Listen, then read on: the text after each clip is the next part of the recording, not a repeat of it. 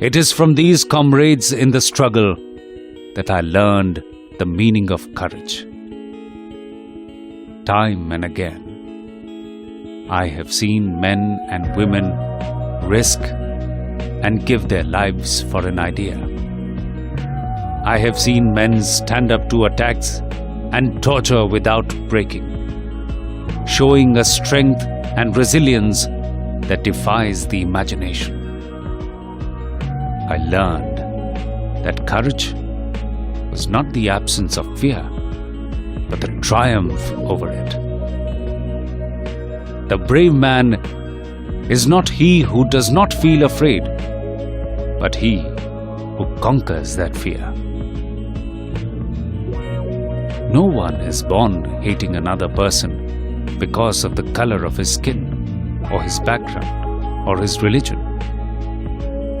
People must learn to hate. And if they can learn to hate, they can be taught to love.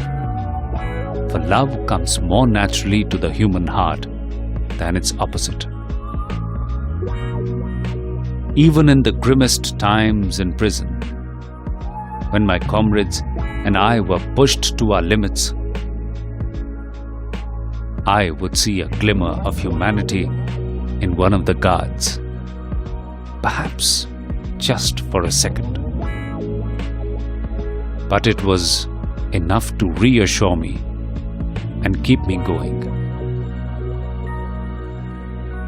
Man's goodness is a flame that can be hidden, but never extinguished.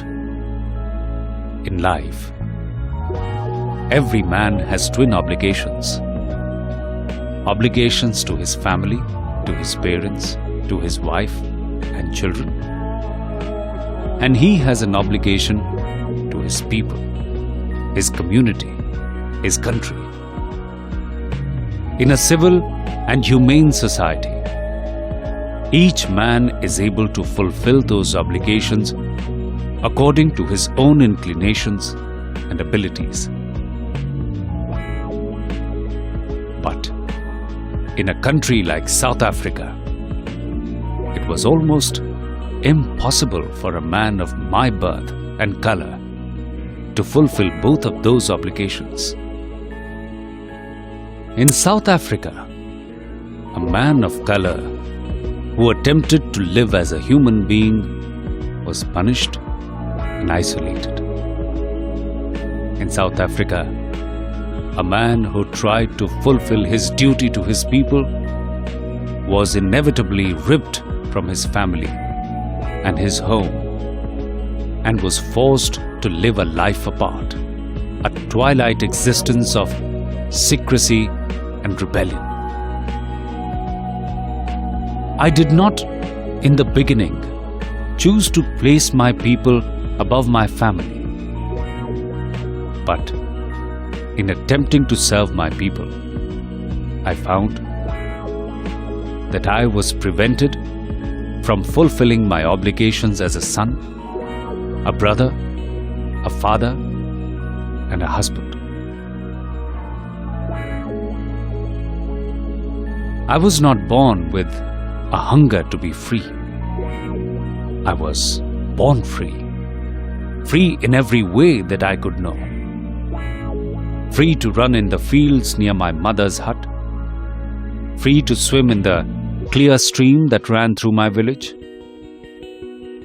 Free to roast mealies under the stars and ride the broad backs of slow-moving bulls. As long as I obeyed my father and abided by the customs of my tribe, I was not troubled by the laws of man or God.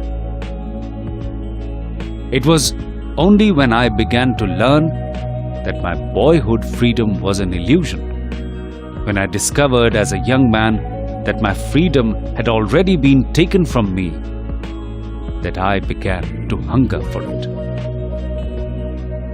At first, as a student, I wanted freedom only for myself. The transitory freedoms of being able to stay out at night, read what I pleased and go where I chose.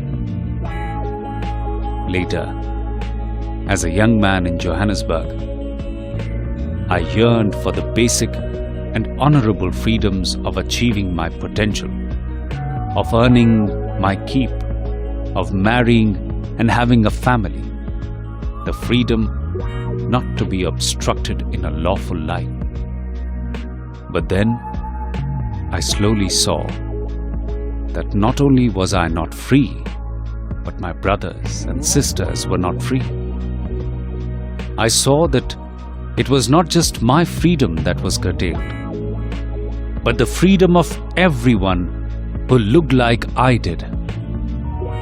That is when I joined the African National Congress. And that is when the hunger for my own freedom became the greater hunger for the freedom of my people. It was this desire for the freedom of my people to live their lives with dignity and self-respect that animated my life, that transformed a frightened young man into a bold one, that drove a law-abiding attorney to become a criminal, that turned a family-loving husband into a man without a home, that forced a life-loving man to live like a monk. I am no more virtuous or self-sacrificing than the next man.